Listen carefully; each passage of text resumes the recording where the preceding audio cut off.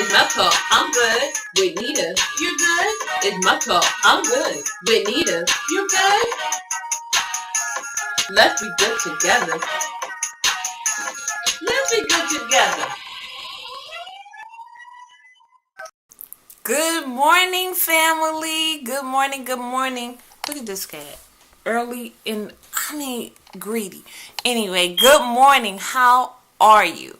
I am absolutely wonderful. Having a good morning. Woke up feeling good. Matter of fact, I woke up dreaming about my niece, my oldest niece, and she is beautiful, like her auntie.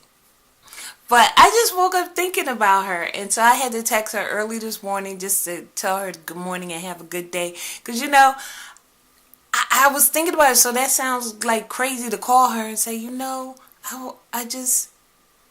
what? So I said, good morning, have an awesome day. Because that's the good thing about texting. See, you can say things, and people just like, oh, okay. But if you were to call and say some of the things that you text, especially with that autocorrect, because I didn't say good morning, have an awesome day. I say good morning, have an day. But she got it because she's smart like that. Anyway, how are you? It's Friday. I started saying hump day, but it's Friday. It's the weekend. And you know what? Y'all gonna laugh. Y'all gonna laugh at this. Because you remember weeks ago when I was talking about I can't wait till that girl leaves and let her go to school and all this. Well, today I'm going to pick her up because she wanted to come home. And, child, I wanted her to come home. I was like, I miss my baby. But, I didn't want to tell y'all that because I didn't want y'all to go there and say, see, we told you. But I do. I miss her. So, I'm a little excited because I'm going to pick her up and I want to see her and I want to kiss her face and I just want to hug her because that's my baby.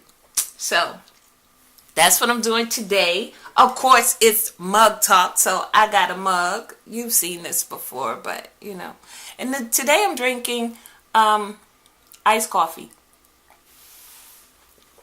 The Starbucks in the bottle coffees, the Frappuccino, good. They're good. Because I'm having one of those moments when that hot coffee just is not going to work with the body, you know what I mean? So, I'm drinking iced coffee, and it's delicious.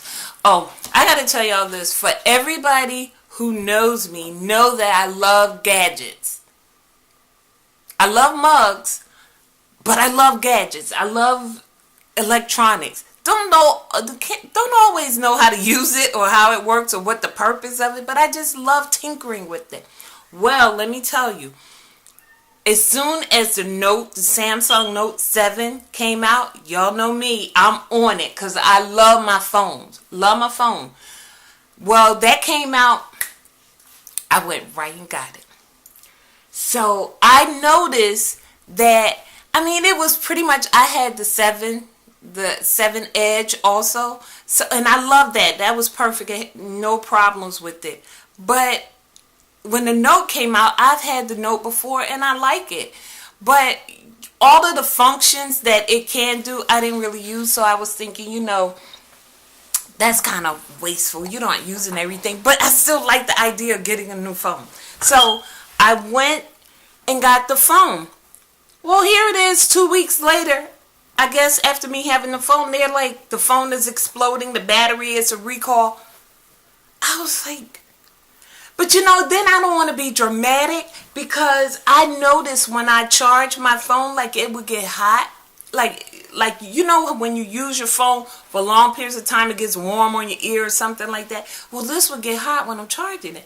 But I didn't think really anything about it until they said the battery was exploding. So now I was like kind of scared to charge my phone because I normally charge it by my bed. And I'm like, no, ain't nobody trying to be in the burning bed. So I'm like, I gotta take this back. So, I'm the kind of person, I don't really like taking things back, especially when I feel like I don't have a legitimate reason, but I think this is legitimate. If it's a recall, and I know they said they would replace the phones, they will, because I got an email to tell me that, but I don't want this thing to explode while I am using it. For For instance, I charge my phone when I'm driving, you know, and then this man's Jeep caught on fire with the phone. So I'm like, no. So you gotta go. Just because I'm paranoid, you gotta go. So I'm hoping that I'm gonna go to T-Mobile. That's my carrier, and based upon what I read online, they're supposed to take it without a problem and either give you a refund or whatever. So I'm going to look over that email just one more time to make sure, because you know how some of the employees may not read the notice, so they kind of give you, you know, whatever. And I don't want them to upset my spirit. I don't want them to do that to me today. So I'm going to read carefully over what my options are. So when I go to them and say, I do not want this phone, I want another phone, there should be no problem. It should be an easy transition. That's what I'm hoping for. But you know how my life is. I'll probably get that ratchet, nasty salesperson that want to give me attitude. And I'm going to have to be extremely nice because I'm not a woman who uses profanity. I don't. In my head, sometimes I'm saying some words, but I don't like that. It's not very ladylike. So I don't use profanity, but I will get upset with you. But so hopefully I won't have to go there today, because that's like, I'm like, I can't. My nerves are bad. So if I'm thinking this phone might catch on fire while I'm asleep, no. And I probably would be that person. And I said, no. And you know what? I had a cute case and all. Look, this is my phone. This is a 7 Edge. And, see, opens up. It's beautiful. I love it, but I can't play with my life like that. Sorry, can't do it. So I'm going to have to go to T-Mobile and talk to them. So that's what's on tap besides me going to get Abraham. I'm going to get her about 2:30. I'll leave here because her last class ends at 3:50. That's how close we are. We're like an hour and some change away. So I can zoom there and get my girl. So I'm excited. I'll probably do a little bit over the weekend so you can see her. Because, child, you know, she's been gone only 2 weeks, going on, 2 weeks maybe, going on 3 weeks. But she's changed. I mean, she's so grown. You know, she's talking to me and she's like, Mom, well, I'm going out. I'm going to do this. You know what? And, but I'm like, okay, Juanita, get over it. She's an adult. Hopefully I've done the right thing and she will make wise decisions. But she just told me that, she called me the other day. Did I tell you that she got her nose pierced? And so she's been saying that for a long time. So I wasn't shocked. I was just shocked that she went ahead and did it. So I was like, oh, did you? And she was like, yeah, I got my nose pierced, me and some of my friends. And then she said, and Mom, and my other girlfriend, she said, oh, it was gross, but she got her nipples pierced. What? You are hanging out with a young lady who pierces her nipple? Woohoo! I know. But I couldn't go there. So I was like, oh my. I said, well, you didn't do that, did you? She said, no, Mom. She said it was bad enough. My nose hurt. I was like, oh, Jesus be a shield. Ooh. But that's the way, oh, gosh. See, Nigel don't call and tell me anything. You know, whatever he's doing, and he's just going to do it and keep it to himself. And one part of me is happy about that. Because I think some things he might do, or I may not want to know that. But then again, another part is like, well, I don't know. Is he okay? But I guess he is, because when I see him, he's fine. But Abraham, you know, she's really into that sharing thing. And I'm like, some things is to your mind, Nate. Just go ahead with yourself. Go ahead. But she tells me, so I'm glad we have that kind of relationship that she could tell me things. But, ooh, mercy. When she told me that, your nipples pierced. Okay.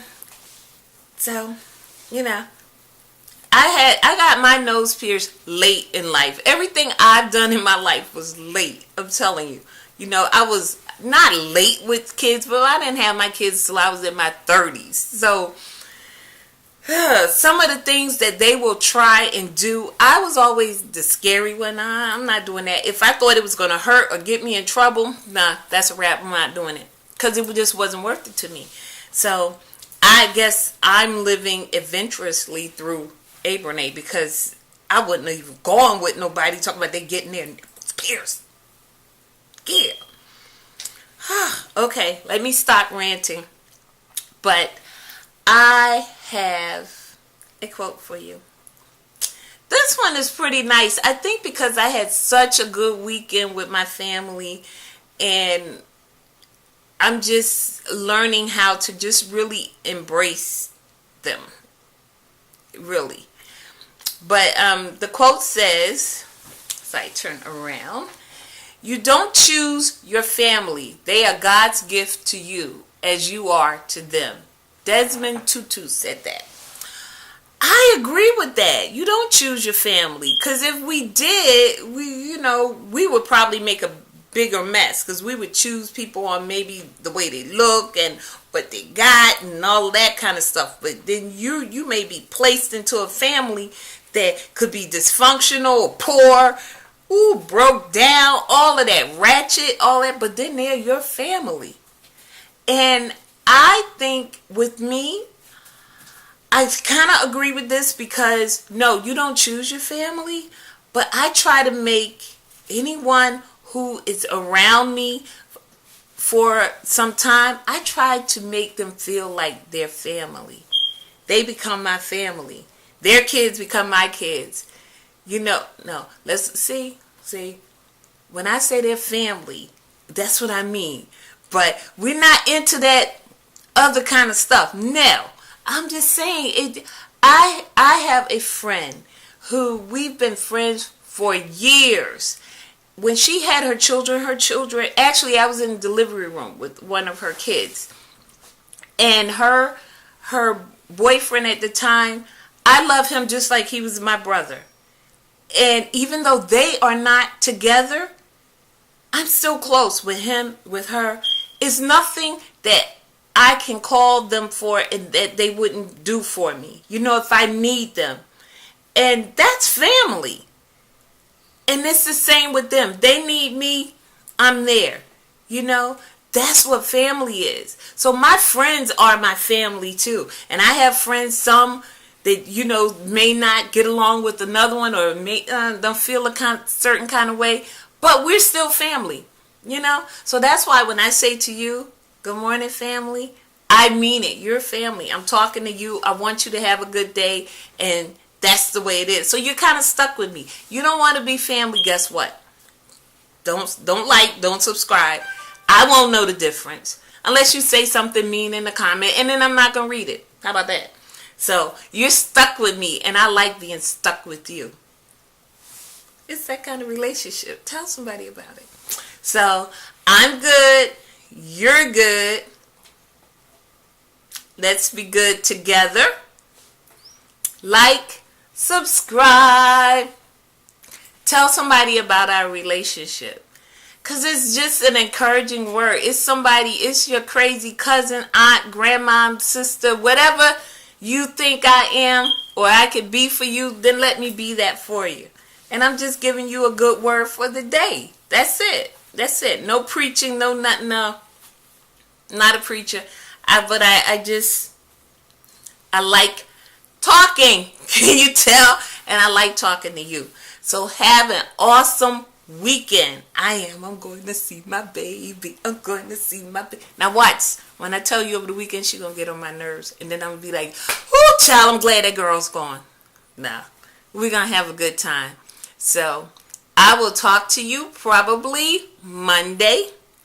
And in the meantime, I love you on purpose. I loop. That's what it means, remember? See ya.